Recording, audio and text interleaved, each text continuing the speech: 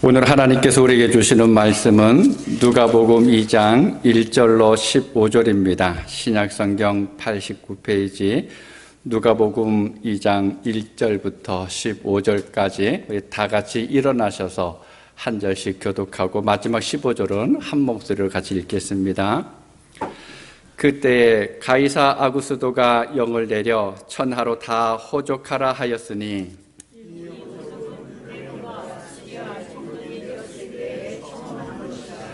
모든 사람이 호족하러 각각 고향으로 돌아가매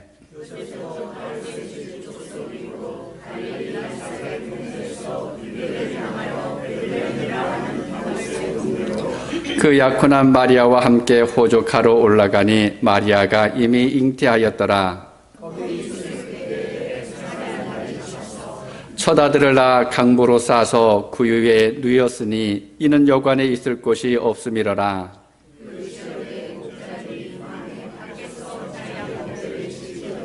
주의 사자가 곁에 서고 주의 영광이 그들을 두루 비추매 크게 무서워하는지라.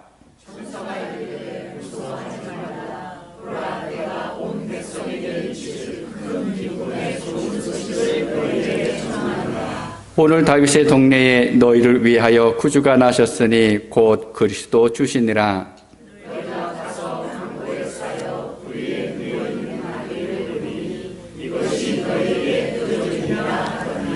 호련히 수많은 천군이 그 천사와 함께 하나님을 찬송하여 이르되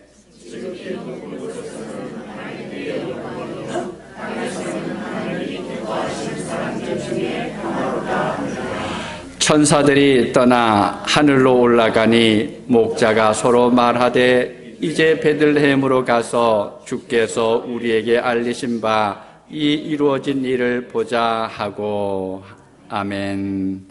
자리에 앉아주시기 바랍니다. 여러분, 오늘이 무슨 날인가요? 주일인가요? 그냥 주일인가요? 광고에서 말씀드린 것처럼 오늘은 대림절 네 번째 주일이면서 또 성탄 주일입니다. 이제 4일만 지나면 우리가 기다리던 크리스마스입니다. 아까 찬양할 때도 인사했지만 우리 다시 한번 서로 성탄 인사를 하도록 하겠습니다. 메리 크리스마스. 우리 주변에 있는 분들하고 최대한 많이 인사 나누십시오. 언제나 주님을 경배하는 여러분 되시기 바랍니다. 메리 크리스마스라고 하는 인사가 밖에 나가서는 할 기회가 사실 별로 많지는 않습니다. 예전 같은 경우는 어디 마트에 가도 인사를 많이 했었는데 요즘에는 제가 한 번도 못 들어봤습니다. 별로 많이 나가지도 않았지만 인사를 한다고 해도 해피 할리데이 이제 그 정도 인사로 마치게 되는데, 여러분, 크리스마스는 특별히 메리 크리스마스라고 하는 인사를 나눌 수 있기 바랍니다. 스펄전 목사님이 이런 말씀을 했습니다. 어떤 유혹은 부지런한 사람에게 오지만 모든 유혹은 게으른 사람을 공격합니다. 제가 군대에 있을 때 간혹 선임병 되는 분들이 이제 이런 말을 했던 걸 기억이 납니다. 너무 열심히 하지 말고 중간만 해라. 그래야 무사히 제대할 수 있다. 이렇게 말을 합니다. 다른 말로는 적당히 하라라고 하는 그런 의미이죠. 너무 튀면 고생한다는 겁니다.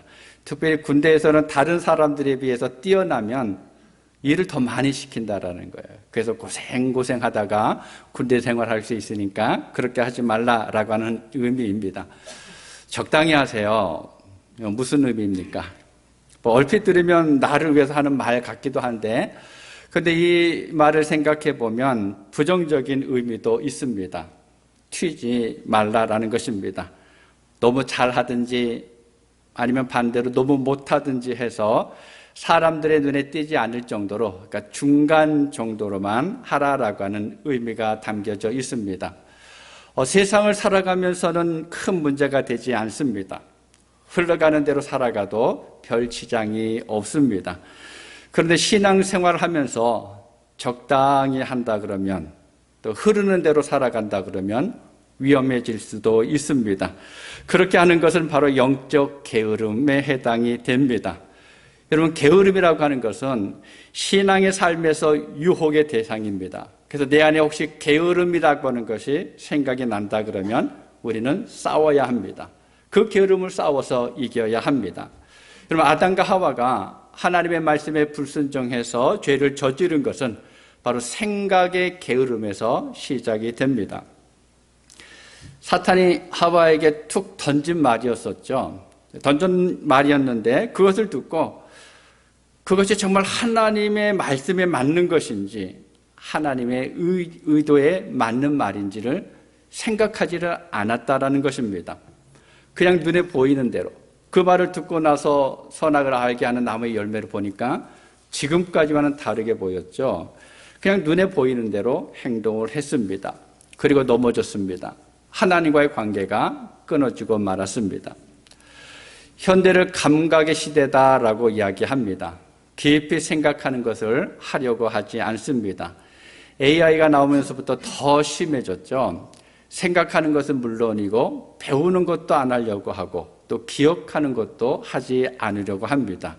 왜 그렇습니까? AI에게 물어보면 되니까. 그래서 지금은 나의 감각을 자극하는 소리 아니면 내 눈에 보이는 것에 집중하는 시대가 됐습니다. 당장 눈에 보이는 대로 감각적으로 쉽게 무엇인가를 결정하려고 합니다. 바로 생각의 게으름, 감각적인 삶 속에 살아가고 있는데 그것은 돌이킬 수 없는 결과를 가져올 수도 있습니다. 그런데 신앙의 게으름은 어떨까요? 더 위험하겠죠? 이거는 영원한 생명과 관련이 있습니다. 구원은 하나님께서 우리에게 거저 주신 것이긴 하지만 그렇다고 아무렇게나 던져주신 것이 아닙니다. 그뿐만이 아니라 우리가 영적으로 성장하고 변화하려고 한다 그러면 우리는 부지런히 노력해야 합니다. 열심히 달려가야 합니다. 항상 생각해야 합니다. 하나님의 마음과 하나님의 생각과 내 생각이 연결되어질 수 있도록 우리는 끊임없이 생각하면서 살아가야 합니다. 하나님의 마음을 품고 있어야 합니다. 내가 지금 바라보고 있는 것이 정말 하나님의 뜻에 맞는 것인지를 우리는 늘 돌아보아야 합니다. 그래야지 삶의 현장에서 우리가 만나는 유혹들을 이겨낼 수가 있습니다.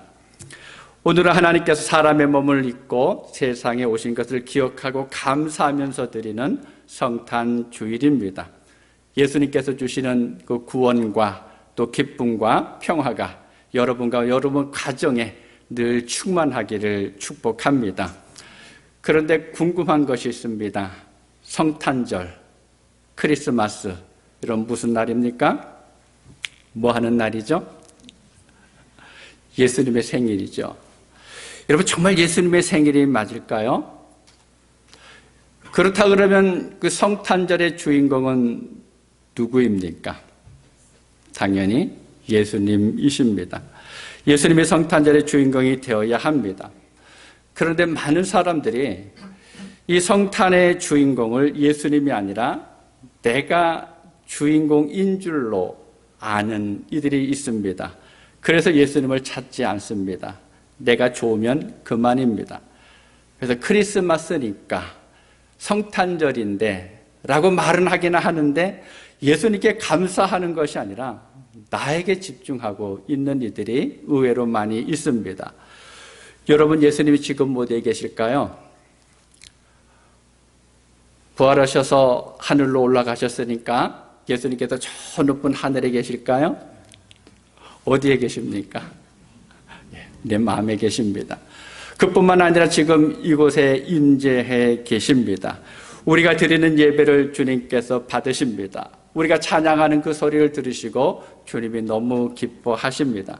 만약 오늘 우리가 예수님의 생일을 축하한다라고 하는데 예수님이 이곳에 계시지 않는다 그러면 우리가 드리는 찬양이나 이 예배는 아무 소용이 없습니다. 그럼 어떻게 해야 될까요? 예수님을 찾아야 합니다. 예수님을 모셔야 합니다. 여러분, 항상 예수님을 찾으실 수 있기를 바랍니다. 언제나 주님의 손을 꼭 붙들고 살아가는 여러분 되시기를 바랍니다. 우리가 예수님을 부르지 못하면 신앙생활을 할 수가 없습니다.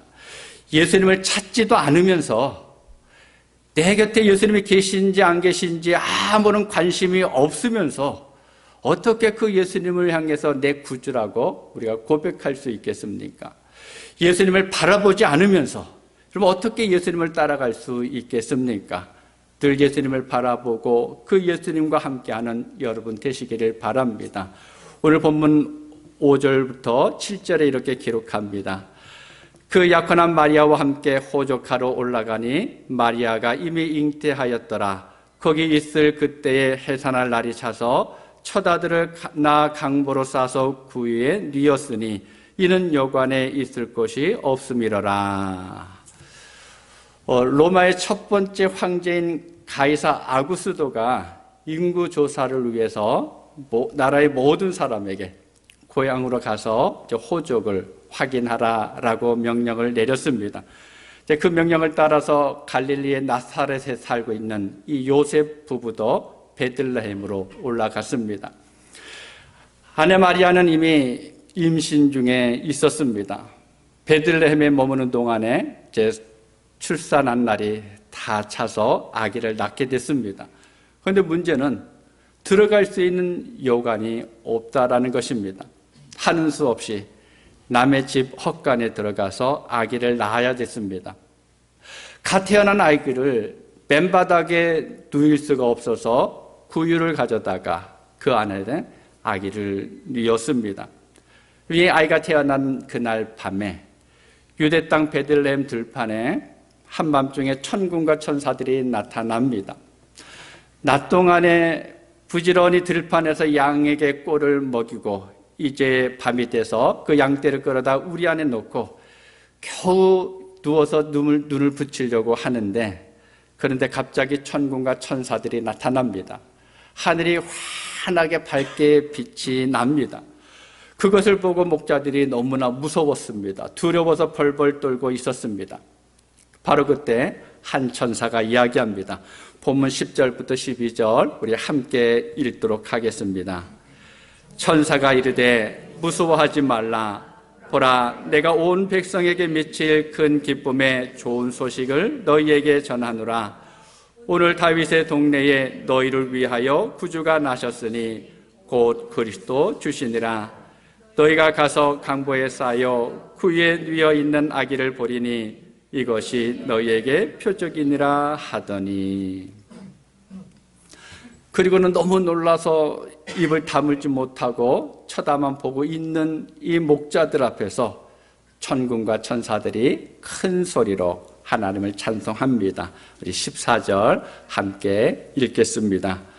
지극히 높은 곳에서는 하나님께 영광이요 땅에서는 하나님이 기뻐하신 사람들 중에 평화로다 하니라. 원번역 성경에 보니까 이렇게 번역이 되어 있습니다. 가장 높은 곳에서는 하나님께 영광, 땅에서는 하나님께서 기뻐하시는 사람들에게 평화. 사랑하는 여러분, 천사가 전한 소식이 무엇입니까? 온 백성에게 미칠 좋은 소식입니다. 그럼 무엇이 좋은 소식일까요? 무엇이 기쁜 소식입니까? 우리 아이들도 같이 뒤에 앉아 있는데 사람들이 일반적으로 좋아하는, 기뻐하는 소식이 있습니다. 특별한 사람들을 제외하고는 아마 모두가 좋아하겠죠. 뭡니까? 선물입니다. 선물 받으면 누구나 다 좋아합니다. 하나님께서 우리에게 선물을 주셨다라는 거예요. 우리가 생각하지도 못했던 그 선물을 주셨습니다. 근데 그 선물이 무엇입니까? 예수님이에요. 여러분, 하나님께서 우리에게 주신 기쁨의 소식은 예수님을 우리에게 주셨다라고 하는 것입니다. 예수님은 나를 위해서 사람의 몸을 입고 이 세상에 태어나셨습니다. 그런데 이 기쁜 소식이 어디에까지 전해진다라고 이야기합니까? 여러분, 얼굴이 예쁘고 멋진 사람들에게만 이 좋은 소식이 전해지나요? 돈이 많은 부유한 사람들에게만요? 아니면 높은 자리에 있는 사람들에게만? 아니죠. 누구에게입니까? 온 백성에게, 모든 백성에게입니다. 하나님께서 주시는 기쁜 소식은 몇몇 사람들에게만 주시는 것이 아닙니다. 모든 사람입니다. 남자든 여자든 어른이든 아이든 구별 없이 높은 사람이든 부자든 가난하든 낮은 사람이든 차별 없이 주시는 기쁨입니다. 그렇다면 예수님이 태어나신 것이 왜 우리에게 기쁜 소식일까요? 예수님이 세상에 태어나는 것이 왜 나에게 선물이고 복이 될까요? 왜 나를 위해서 예수님께서 이 땅에 태어나셨을까요? 첫 번째는요, 예수님의 탄생은 나에게 구원을 주시기 때문에 그렇습니다. 마태복음 1장 21절, 지난주에도 봤었는데 한번 다 같이 읽도록 하겠습니다. 아들을 낳으려니 이름을 예수라 하라. 이는 그가 자기 백성을 그들의 죄에서 구원할 자이심이니라 하니라. 아멘. 그들의 죄에서 구원할 자. 아담과 하와가 하나님의 말씀에 불순종해서 선악을 알게 하는 나무의 열매를 따서 먹음으로 인해서 죄가 우리 가운데 들어왔습니다. 그리고 그 죄로 인하여서 하나님과의 관계가 단절되는 죽음이 찾아왔고, 그 죽음 후에는 심판을 받아서 영원한 지옥의 형벌을 받게 되어 있습니다. 이 땅에 태어나는 모든 사람들은 바로 그 벌을 받기로 작정이 되어 있습니다. 그런데 이런 우리의 모습을 보니까 너무 불쌍했다라는 거예요. 하나님께서 불쌍해서 견디실 수가 없어서 가만히 계시지 못하고 우리를 구원하시기 위해서 하나님의 독생자를 이 땅에 사람의 몸을 입고 보내셨습니다. 그리고 십자가에 달려서 모든 피를 쏟으시고 죽으시고 그 피로 모든 사람들의 죄를 용서하셨습니다. 그것을 믿는 사람은 누구든지 하나님의 자녀가 되는 권세를 주셨습니다. 여러분, 그분이 누구입니까? 오늘의 주인공이신 예수 그리스도입니다. 오늘 함께 예배하는 사랑하는 여러분, 저와 여러분을 위해서 이 땅에 태어나신 그분 예수님으로 말미암아서 저와 여러분은 구원을 받았습니다. 두 번째로는요, 예수님의 탄생은 임마누엘이기 때문에 그렇습니다. 임마누엘, 지난주에 말씀을 드렸었죠. 여러분 기억나시나요? 하나님이 우리와 함께 계신다라는 뜻입니다. 마태복음 1장 23절에 보면 보라, 처녀가 잉태하여 아들을 낳을 것이요 그의 이름은 임마누엘이라 하리라 하셨으니 이를 번역한즉 하나님이 우리와 함께 계시다 함이라. 아멘. 다시 말씀드리면 임마누엘, 두 단어가 합쳐진 말입니다. 임마누는 우리와 함께 한다라는 말이고 엘은 하나님입니다. 그러니까 임마누엘은 하나님이 우리와 함께 하신다라고 하는 그러한 의미입니다. 나 혼자 살아가려면 힘들고 지치고 외롭고 또 무섭고 어디로 가야 될지 몰라서 방황할 때가 있습니다. 그런데 천지를 창조하신 하나님께서, 전능하신 하나님께서, 사랑과 은혜가 충만하신 하나님께서 나와 함께 하시겠다라고 말씀하셨습니다. 여러분, 그 하나님이 나와 함께 하시는 것을 믿으면, 그 사실을 믿는다 그러면 이제부터는 아무것도 걱정할 것이 없습니다. 여러분 혹시 밤에 캄캄할 때 혼자 나가서 걸어보신 적이 있으신가요? 제가 간혹 늦게 나가서 운동하기 위해서 걸을 때가 있습니다. 근데 그때 아무도 없고 저 혼자서 걸어가면 괜시리 위축이 됩니다.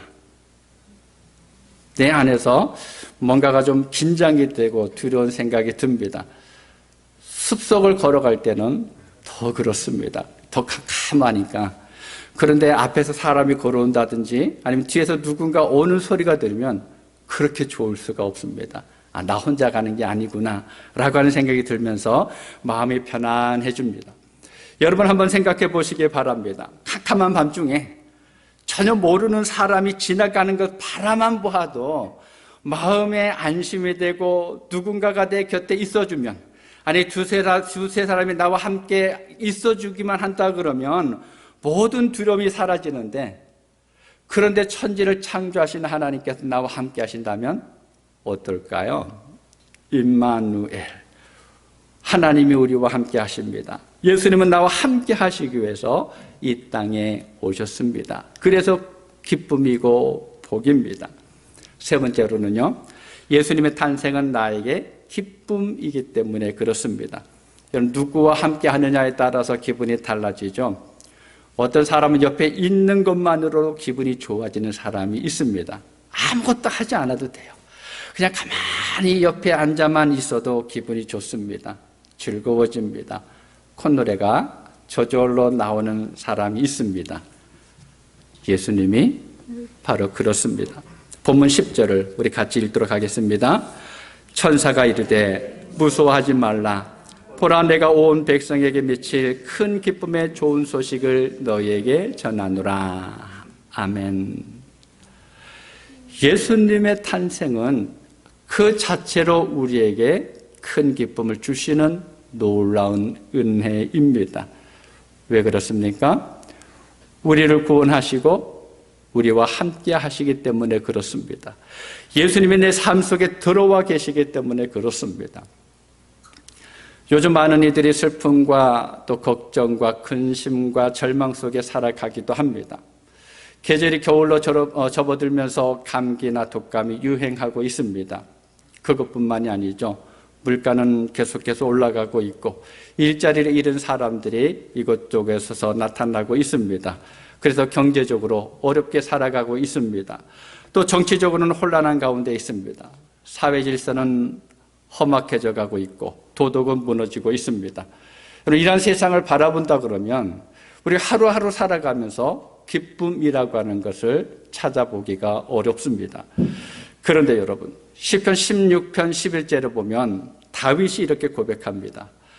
주께서 생명의 길을 내게 보이시리니 주의 앞에는 충만한 기쁨이 있고 주의 오른쪽에는 영원한 즐거움이 있나이다. 그럼 무엇을 말하고 있습니까? 주님 앞에는 기쁨이 항상 흘러 넘친다라는 것입니다. 주님 가까이 있기만 하면 언제까지나 그 기쁨을 맛볼 수 있다라고 고백하고 있습니다. 그렇기 때문에 그 주님과 함께 할 때, 그 주님 옆에 있을 때 비로소 우리가 참된 기쁨을 누릴 수가 있습니다. 그런데 어떻습니까? 오늘날 많은 사람들이 교회에 나옵니다. 하나님을 믿고 예수님을 따르고 또 믿는다라고 이야기합니다. 그러면서도 기쁨을 잃어버린 채 살아가고 있는, 기쁨을 빼앗긴 채 살아가고 있는 사람들이 많이 있습니다. 왜 그렇습니까? 한마디로 말하면 예수님이 내 안에 계시는데, 나는 분명히 믿음을 고백하고 있는데 나를 다스리시는 주인이 예수님이 아니라 내가 주인이 되어서 살아가고 있기 때문에 그렇습니다. 내가 모든 것을 책임지려고 하니까 주변의 환경이나 상황에 따라서 우리는 두려워하게 됩니다. 예수님께서 내 안에 계시다라고 하는 사실을 잊어버리고 살아가고 있습니다. 그래서 주님이 주시는 기쁨이 없다라는 거예요. 교회도 잘 나오는데, 예배도 잘 참석하는데, 봉사도 하고 헌신도 하는데, 그런데 예수님은 없습니다. 당연히 기쁨이 있을 수가 없습니다. 오늘 예배하는 사랑하는 여러분, 예수님이 함께 하십니까? 언제나 예수님과 함께 하시면서 주님이 주시는 기쁨을 누릴 수 있는 여러분 되시기를 바랍니다. 아니, 성탄절을 앞두고 예수님께서 어디 계실까? 내 곁에 계시는지, 내 안에 계시는지, 그 주님을 찾음으로 인해서 주님이 주시는 기쁨을 누리는 성탄절을 보내는 여러분 되시기 바랍니다. 마지막 네 번째로는요, 주님의 탄생이 나에게 평화이기 때문에 그렇습니다. 우리 14절 다시 한번 같이 읽도록 하겠습니다. 지극히 높은 곳에서는 하나님께 영광이요, 땅에서는 하나님이 기뻐하신 사람들 중에 평화로다 하니라. 아멘. 이사야 선지자가 이사야에서 9장 6절에서 이렇게 고백합니다. 이는 한 아기가 우리에게 낳고 한 아들을 우리에게 주신 바 되었는데 그의 어깨에는 정사를 메었고 그의 이름은 기묘자라, 모사라, 전능하신 하나님이라, 영존하시는 아버지라, 평강의 왕이라 할 것임이라. 아멘. 예수님은 평강의 왕으로 이 세상에 오셨습니다. 누구든지 예수 그리스도를 믿기만 하면 예수 그리스도의 탄생을 알고 그리스도와 함께하는 사람은 마음의 평강을 누릴 수가 있다라는 거예요. 그런데 이 평강은 세상에서 얻을 수 있는 것과는 전혀 다릅니다. 이 평강은 경험해 본 사람만이 알 수가 있습니다. 지난 주간에 서부 워싱턴주에서 일주일 넘게 내린 비로 홍수가 났죠. 마을이 잠기고 사망자가 발생을 했습니다. 많은 이들이 혼란 가운데서 어떻게 해야 될지 모르면서 지금 연말을 지내고 있습니다. 주지사는 그것을 발표하면서 유례를 찾아볼 수 없는 일이다라고 이야기했습니다. 그리고 11월 말쯤인가요? 인도네시아를 중심으로 인해서 사이클론이 발생을 했습니다. 미국에서는 허리케인이라고 하죠. 바로 이것으로 인해서 홍수가 났습니다. 인도네시아만 사망자가 1000명이 넘었습니다. 수많은 집들이 무너지고 삶의 터전이 다 사라졌습니다. 전기, 수도는 물론이고 먹어야 할 양식 구하는 것도 쉽지가 않습니다. 온통 아우성입니다. 여러분, 그들에게 평강이라고 하는 걸 찾아볼 수 있을까요? 태풍이나 허리케인이 바다 위를 지나가면 파도가 높게 일어납니다. 그래서 그 파도가 부딪히면 많은 것들이 부서집니다. 심지어는 바다를 항해하고 있는 그 큰 배들도 침몰하거나 좌초할 때도 있습니다. 그런데 신기한 것은 바닷속 깊은 곳입니다. 그것은 아무 문제가 없다라는 거예요. 작은 물고기조차도 유유하게 헤엄쳐 갑니다. 왜 그렇습니까? 잔잔하니까. 바다 위에는 지금 허리케인 5등급짜리가 지나가면서 다 뒤집어지는 것 같은데 바다 깊숙이에는 아무런 문제가 없습니다. 여러분, 믿음도 마찬가지입니다. 내가 하나님을 사랑하는 것도 마찬가지입니다. 신앙생활도 똑같습니다. 예수님을 믿긴 믿는데 멀찍이 떨어져서 믿는다 그러면 그럼 깊숙하게 들어가지 못하고 얕은 데서 믿으면, 쉽게 믿으면, 내가 편한 대로 믿고 내 마음대로 믿고 내가 하고 싶은 대로 믿으며 살아가다 보면 근심이나 걱정이 내 안에 옵니다. 나도 모르게 교만이 솟아오르기도 하고 또 불순종이 나타납니다. 여러분, 사랑도 마찬가지죠. 얕게 사랑하면 의심했다가 사랑했다가 미워했다가 좋았다가 울었다가 웃었다가 변덕이 심합니다. 여러분, 우리는 하나님을 깊이 사랑하고 깊이 믿어야 합니다. 좀 거리를 두고 관찰하는 믿음이 아니라 흔히 말하는 것처럼 교양과 체면이 있는 점잖은 그런 믿음이 아니라 깊은 믿음. 아니, 예수님 품 안으로 파고드는 주님께 푹 빠진 사랑을 가지고 나간다면, 지금 보면서 상황에 따라 사랑하는 것이 아니라 그냥 정신줄 놓고 주님을 사랑하면서 살아간다 그러면 하나님께서 우리에게 주신 마음속의 깊은 참 평화를 우리가 누릴 수가 있습니다. 이런 평화가 여러분에게 가득하기를 바랍니다. 그런데 여러분, 천사가 전하는 소식을 들은 목자들이 어떻게 했습니까? 그 소식을 듣고 그냥 그저 멍하니 있었나요? 천사가 들려주신 소식을 듣고는 아, 그렇구나 라고 하면서, 알겠다고 하면서 가만히 있었습니까? 여러분, 어떻게 했습니까? 오늘 본문 15절입니다. 함께 읽습니다. 천사들이 떠나 하늘로 올라가니 목자가 서로 말하되 이제 베들레헴으로 가서 주께서 우리에게 알리신 바 이 이루어진 일을 보자 하고. 이루어진 일을 보자. 이거는 진짜인지 아닌지 확인해 보자라고 하는 그 말이 아닙니다. 믿은 거예요.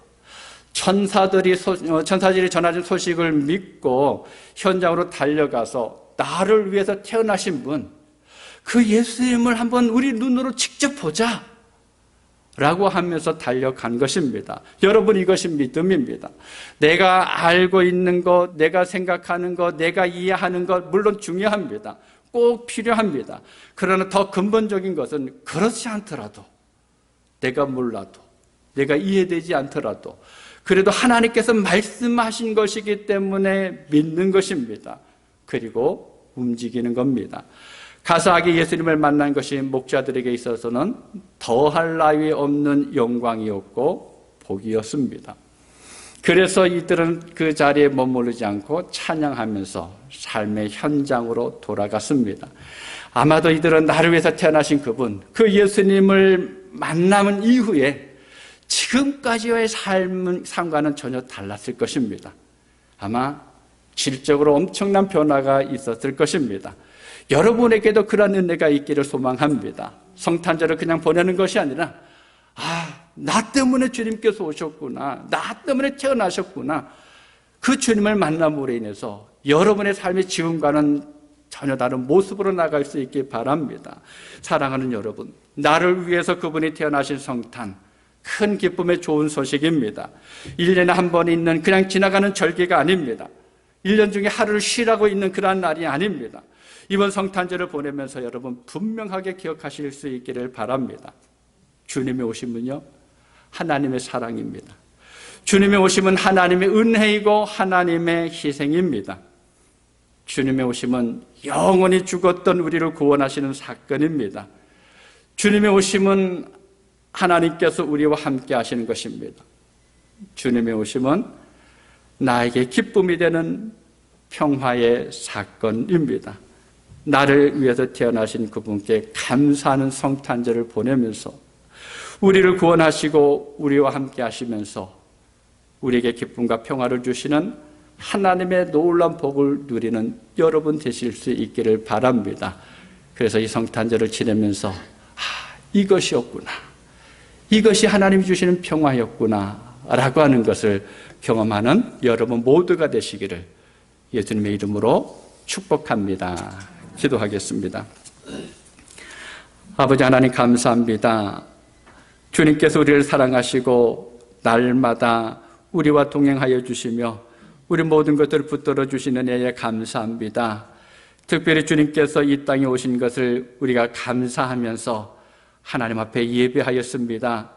성령께서 각 사람 마음속에 늘 충만하게 하셔서 나를 위해서 태어나신 그분 예수님을 늘 바라보며 그 주님과 함께하며 주님이 주시는 기쁨과 평안을 누리는 삶을 살아갈 수 있도록 도와주옵소서. 하나님께서 우리에게 허락하신 그 놀라운 영원한 생명을 누릴 뿐만 아니라 지금 이 순간에 나와 함께 하신 하나님의 사랑을 경험하는 우리 모든 성도들 되게 하여 주옵소서. 예수님의 이름으로 기도하옵나이다. 아멘.